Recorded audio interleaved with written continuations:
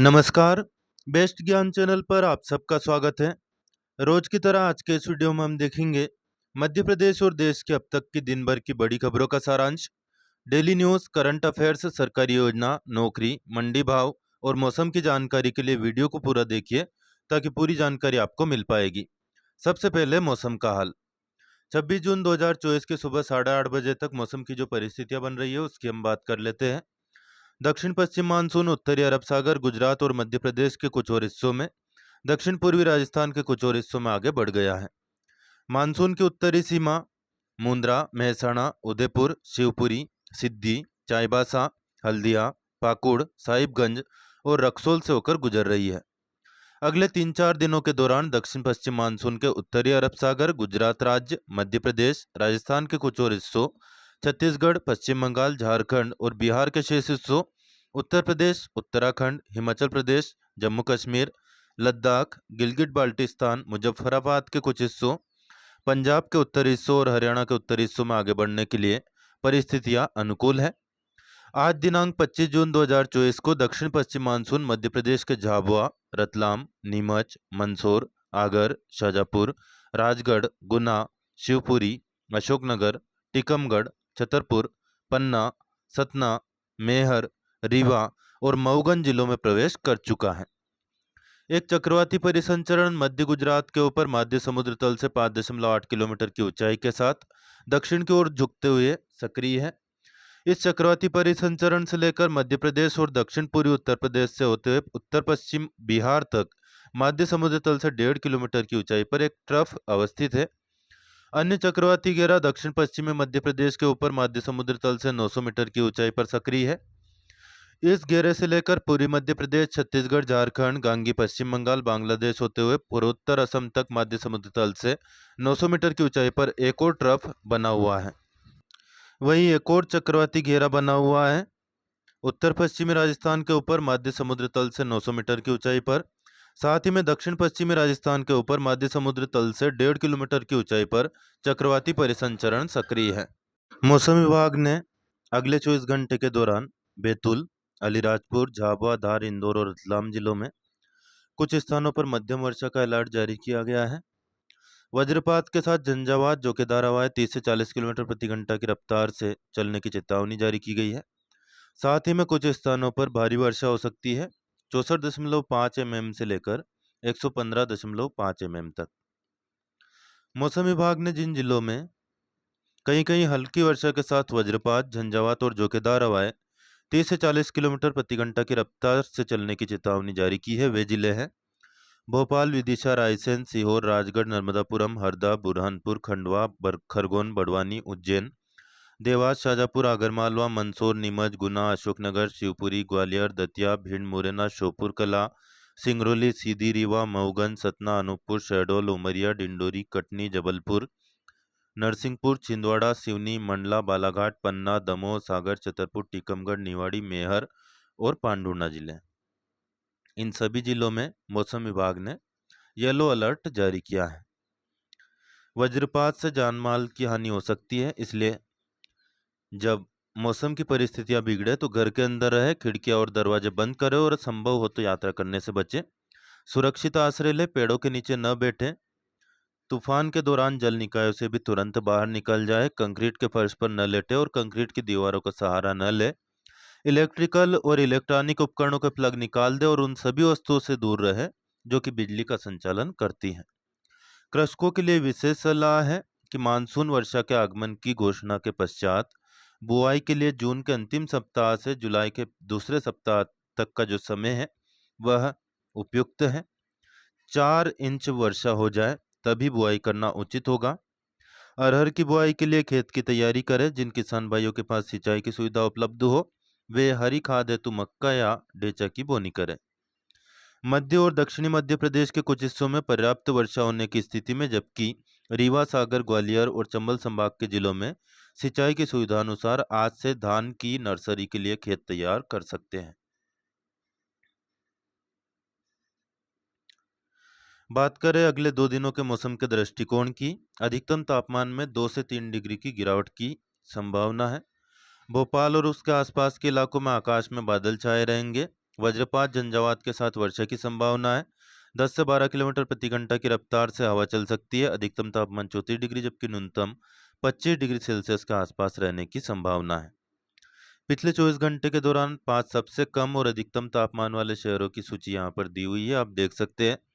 प्रदेश में सर्वाधिक अधिकतम तापमान निवाड़ी जिले के पृथ्वीपुर में 42.2 डिग्री सेल्सियस दर्ज किया गया, जबकि सबसे कम न्यूनतम तापमान नर्मदापुरम जिले के पचमढ़ी में 21.2 डिग्री सेल्सियस रिकॉर्ड किया गया। वर्षा के प्रमुख आंकड़े यहाँ पर दिए गए हैं, वीडियो को रोक करके आप देखना चाहे तो देख सकते हैं। तो पिछले 24 घंटे के दौरान प्रदेश के जबलपुर, शहडोल, सागर संभाग के जिलों में कहीं कहीं पर, भोपाल, इंदौर, नर्मदापुरम, ग्वालियर, चंबल, रीवा संभाग के जिलों में कुछ स्थानों पर, उज्जैन संभाग के जिलों में अनेक स्थानों पर वर्षा दर्ज की गई। शेष सभी संभाग के जिलों में मौसम मुख्यतः शुष्क रहा। अब देख लेते हैं मध्य प्रदेश की अन्य प्रमुख बड़ी खबरें। उप मुख्यमंत्री श्री राजेंद्र शुक्ल द्वारा राज्य मंत्री लोक स्वास्थ्य एवं चिकित्सा शिक्षा मंत्री श्री नरेंद्र शिवाजी पटेल की उपस्थिति में दस्तक सह स्टाफ डायरिया अभियान का शुभारंभ किया। 25 जून 2024 hotel lake view Ashoka Bhopal से। मुख्यमंत्री डॉक्टर मोहन यादव की अध्यक्षता में कुछ प्रमुख निर्णय आज लिए गए हैं। उद्योग वर्ष के रूप में मनाया जाएगा वर्ष 2025। यहाँ से आपका करंट अफेयर्स का एक प्रश्न बन सकता है कि मध्य प्रदेश में साल 2025 को किस रूप में मनाया जाएगा। उद्योग वर्ष, कृषि वर्ष, व्यापार वर्ष या वाणिज्य वर्ष, इस तरह के ऑप्शन हो सकते हैं। तो आपका जो आंसर होगा वह होगा उद्योग वर्ष। और जनवरी 2025 में इन्वेस्टर्स समिट भी प्रस्तावित है। प्रदेश के विभिन्न अलग अलग स्थानों पर आयोजित होगी रीजनल इंडस्ट्रियल समिट। आज कैबिनेट ने कुछ बड़े निर्णय लिए। मध्य प्रदेश में केंद्र से स्वीकृत होने वाली रेल परियोजनाओं के लिए लोक निर्माण विभाग समन्वय का कार्य करेगा। कृषि से संबंधित सरकारी संस्थाएं और कृषि संकाय से उत्तीर्ण विद्यार्थी अब मृदा परीक्षण कर सकेंगे। मंत्रीगण अब अपना इनकम टैक्स स्वयं भरेंगे, वह शासन से कोई वित्तीय सहायता नहीं लेंगे। आयकर की दृष्टि से 1972 के नियम में बदलाव किया जा रहा है। वही प्रदेश के किसी जवान के शहीद होने पर जो सहायता राशि दी जाती है, पहले पत्नी के नाम दी जाती थी, अब 50% शहीद की पत्नी को मिलेगी और 50% राशि माता पिता को दी जाएगी। भारतीय न्याय संहिता 1 जुलाई से लागू होने वाली है। भारतीय न्याय संहिता की धारा 20 कहती है कि 7 साल से कम उम्र के बच्चे द्वारा किया गया कोई भी कार्य अपराध नहीं होगा। तो 3 जो नए कानून आएंगे उनमें प्रमुख बदलाव किए गए हैं। 50वां वर्ल्ड T20 मैच हुआ, सर्वाधिक 33वीं जीत भारत ने दर्ज की है। ऑस्ट्रेलिया को भारत ने 24 रन से हराया। आज अफगानिस्तान जीत गया है और इस तरह से कंगारू टीम बाहर हो गई है इस T20 वर्ल्ड कप से। भारत सेमीफाइनल में 27 जून को गयाना में इंग्लैंड का सामना करेगा। उस मैच में बारिश की संभावना है। मुकाबला रद्द होने की स्थिति में टीम लीग स्टेज में बेहतर प्रदर्शन के आधार पर फाइनल में पहुंच जाएगी। अब अगर अफगानिस्तान में बांग्लादेश को हरा दिया है, कुल मिलाकर टीम इंडिया ऑस्ट्रेलिया को हराकर सेमीफाइनल में पहुंच गई है। कप्तान रोहित शर्मा की 92 रन 42 गेंदों पर 8 छक्के और 7 चौके की पारी की बदौलत भारत ने ऑस्ट्रेलिया को 24 रनों से हरा दिया। इसी के साथ भारत सेमीफाइनल में पहुंच गया है। टीम इंडिया के इस वर्ल्ड कप में सर्वाधिक स्कोर 205, 5 विकेट के जवाब में ऑस्ट्रेलिया 7 विकेट पर 181 रन ही बना सकी। Rohit player of the match बनने वाले पहले कप्तान भी बन गए हैं। अब कुछ खबरें आज के अखबारों से। खरीफ फसलों को फफूंदनाशक के बाद जैव उर्वरक से उपचारित करें। अन्नदाताओं के लिए महत्वपूर्ण सूचना है। यहाँ पर आप देख सकते हैं अलग अलग फसलों के लिए बीजोपचार की विधि बताई गई है। सोयाबीन, उड़द, मूंग को पीला मोजेक रोग से बचाने के लिए बीज को थायोमिथाक्सम 30 एफएस मात्रा 10 ml प्रति किलो बीज का या फिर इमेडोक्लोप्रिड 48 एफएस 1.25 ml प्रति किलो बीज से उपचारित करें। पीला मोजेक का नियंत्रण बुआई पूर्व बीजोपचार से ही कर सकते हैं। धान के बीज को कार्बेंडेजिम 2 ग्राम, थीरम 1 ग्राम प्रति किलो बीज या कार्बोक्सिन 3 ग्राम प्रति किलो बीज की दर से उपचारित करें। धान के बीज को जैविक उपचार के तहत ट्राइकोडर्मा बिर्डी 10 ग्राम प्रति किलो बीज तथा सुडोमोनास फ्लोरसेंस जीवाणुनाशक 5 ml प्रति किलोग्राम बीज से बीजोपचार करें। मक्का को थायरम 75 WP 3 ग्राम तथा डाउनी मिडब्ल्यू के लिए मेटालेक्जिल M 25 किलो प्रति किलो बीज के हिसाब से 25 ml प्रति किलो बीज के हिसाब से बीजोपचार करें।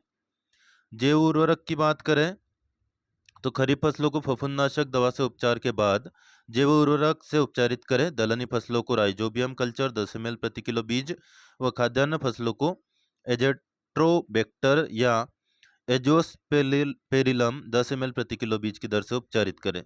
बीज उपचार का जो क्रम है वह निश्चित तौर पर आपको ध्यान रखना है, वरना नुकसान हो सकता है। खरीफ फसलों को सबसे पहले फफूंदनाशक, फिर कीटनाशक, उसके बाद राइजोबियम कल्चर से उपचारित करना है। खरपतवार नियंत्रण के लिए सोयाबीन बुआई के तुरंत बाद पेंडामिथिलिन 30 cc 2.25 लीटर प्रति हेक्टेयर या डाइक्लोसुलम 26 ग्राम प्रति हेक्टेयर या सल्फेट्राजोन 750 ml प्रति हेक्टेयर छिड़के। धान की सीधी बुआई के तुरंत बाद पेंडामिथिलिन 30 cc 3.25 लीटर प्रति हेक्टेयर या प्रेटिलाक्लोर 50 cc 1.5 किलोग्राम प्रति हेक्टेयर प्रयोग करें।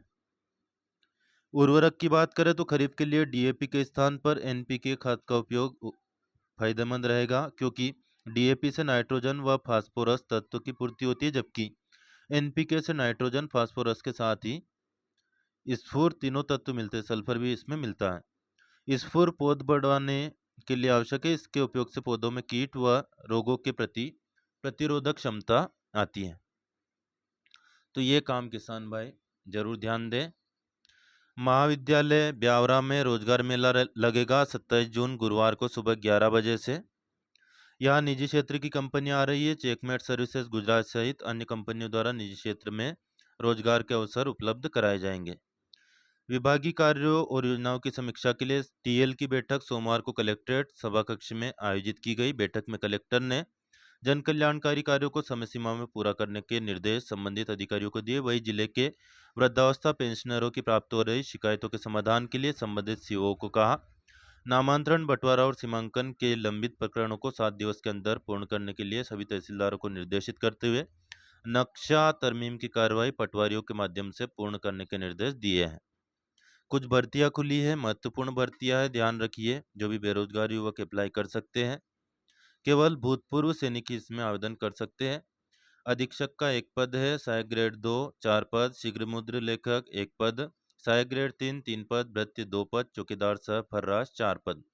वेबसाइट है सैनिककल्याण.mp.gov.in। इस पर जाकर के आप अप्लाई कर सकते हैं।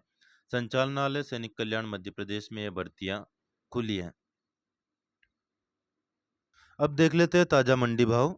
24 जून को पचौर मंडी में सोयाबीन अधिकतम 4725, गेहूं 2625, चना काटा 6040, मसूर 6395, रायराडा 5435 और धनिया 6400 रुपये तक बिका था। वही बात करें खुजनेर मंडी के आज के ताजा भाव की। 25 जून 2024 को खुजनेर मंडी में सोयाबीन अधिकतम 4485, गेहूं 2527, मसूर 6120, रायडा 5335 और चना 6295 रुपये प्रति क्विंटल तक बिका। शाजापुर मंडी में प्याज आज अधिकतम एक्स्ट्रा सुपर 3100, सुपर प्याज 2900, एवरेज प्याज 2500, दागी प्याज 2100, गोल्टा 2500, गोल्टी 1900, छाटन 1500 रुपये तक बिका। लहसुन एक्स्ट्रा सुपर 16000, सुपर 14000, एवरेज मोटी 12000, मीडियम 9500, बारीक 7000 और फूटी कली 6000 रुपये तक बिकी। अयोध्या से दिल को ठेस पहुंचाने वाली खबर है। हजारों करोड़ रुपए लग गए, उसके बावजूद रिजल्ट में यह आ रहा है कि पहली बारिश में टपकने लगा राम मंदिर का गर्भगृह। तो कहीं ना कहीं ये जो खबरें आ रही है इसी और इशारा करती है कि शंकराचार्य ने जो बातें कही थी वह अब सच साबित होती हुई दिखाई दे रही है। एक तो ये कि जिस पार्टी ने राम मंदिर का काफी श्रेय लिया, वह पार्टी अयोध्या जिस लोकसभा क्षेत्र में आती है फैजाबाद, वहां से हार गई। दूसरी बात, बड़े बड़े इंजीनियर लगे, इसके बावजूद पहली बारिश में ही जो गर्भगृह है वहीं पर पानी आ रहा है। साथ ही में और भी बहुत सारी परेशानियां आ रही है, खास तौर पर यह कि पानी निकालने की भी कोई व्यवस्था नहीं की गई है। BU में सेमेस्टर परीक्षा के लिए आवेदन शुरू हो गए हैं। बीए, बीएड, बीएससी, बीएड की सेमेस्टर परीक्षा के लिए आवेदन की प्रक्रिया मंगलवार से शुरू हो गई है। विश्वविद्यालय ने कॉलेजों को चेतावनी जारी कर दी है कि वे आवश्यक रूप से परीक्षा फॉर्म विश्वविद्यालय में जमा कराएं। परीक्षा फॉर्म जमा न करने की स्थिति में छात्रों का रिजल्ट घोषित नहीं किया जाएगा, जिसकी पूरी जिम्मेदारी कॉलेज की होगी। फॉर्म जमा करने के पहले छात्रों के नाम, माता पिता का नाम, परीक्षा फॉर्म के साथ अपलोड की गई फोटो का भी सत्यापन करने के ही बाद परीक्षा फॉर्म जमा किया जाएगा। सांची यूनिवर्सिटी भोपाल में प्रवेश परीक्षा 30 को होगी। विभिन्न पीजी कोर्सेज में एडमिशन के लिए यह परीक्षा ऑफलाइन होगी। यहाँ पीजी कोर्सेज के साथ ही डिप्लोमा पाठ्यक्रमों के लिए भी प्रवेश प्रक्रिया चल रही है। परीक्षा परिणाम 4 जुलाई को घोषित होगा। इसके बाद चयनित अभ्यर्थियों के एडमिशन 5 से 9 जुलाई तक होंगे। माखनलाल चतुर्वेदी विश्वविद्यालय में एडमिशन के लिए आवेदन 23 जून तक होंगे। पाठ्यक्रमों का विवरण विश्वविद्यालय की ऑफिशियल वेबसाइट पर अपलोड कर दिया गया है। स्नातक पाठ्यक्रमों में प्रवेश 12वीं कक्षा में प्राप्त अंकों का 70% और ऑनलाइन इंटरव्यू में प्राप्त अंकों का 30% को जोड़कर तैयार मेरिट लिस्ट के आधार पर किया जाएगा। मेकी साउथ माइनिंग को मिला है देश का पहला लिथियम ब्लॉक। यह भी फैक्ट आप याद रख सकते हैं। भाजपा सांसद ओम बिरला ने 18वीं लोकसभा के अध्यक्ष पद के लिए आज अपना नामांकन दाखिल कर दिया है। ओम बिरला बीजेपी के सांसद हैं और राजस्थान के कोटा से चुनकर आए हैं। वहीं इंडिया ब्लॉक ने कांग्रेस सांसद के सुरेश को अध्यक्ष पद के लिए मैदान में उतारा है।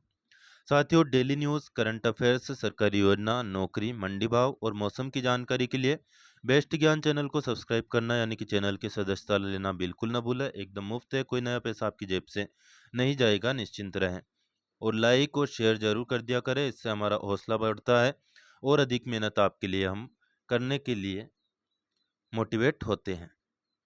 किसानों के लिए अच्छी खबर है। सरकार आगामी बजट में पीएम किसान योजना के अंतर्गत मिलने वाली किस्त को बढ़ा सकती है। सूत्रों के मुताबिक सरकार किसानों को मिलने वाली 6,000 रुपये की किस्त को 8,000 रुपये सालाना कर सकती है। अगर ऐसा होता है तो सरकार पर लगभग 20,000 करोड़ रुपए का अतिरिक्त बोझ इससे आएगा। वही लंबे समय से इस बात की मांग भी की जा रही है कि योजना के सालाना मिलने वाले 6,000 रुपये को बढ़ाकर 8,000 रुपये कर दिया जाए।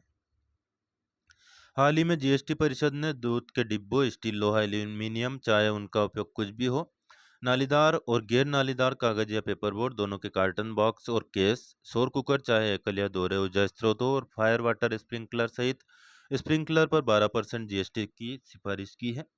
वही जीएसटी परिषद ने भारतीय रेलवे द्वारा आम आदमी को मुहैया कराई जाने वाली कुछ सेवाओं और रेलवे के भीतर आपूर्ति पर कर छूट देने की भी सिफारिश की है। सभी सौर कुकर चाहे वह एकल या दोहरे ऊर्जा स्रोत उपयोगी हो, उन पर 12% जीएसटी लगेगा। पोल्ट्री वाली मशीनों पर भी 12% जीएसटी लगेगा। साथ ही में अन्य बहुत बड़े फैसले इस बैठक में किए गए हैं।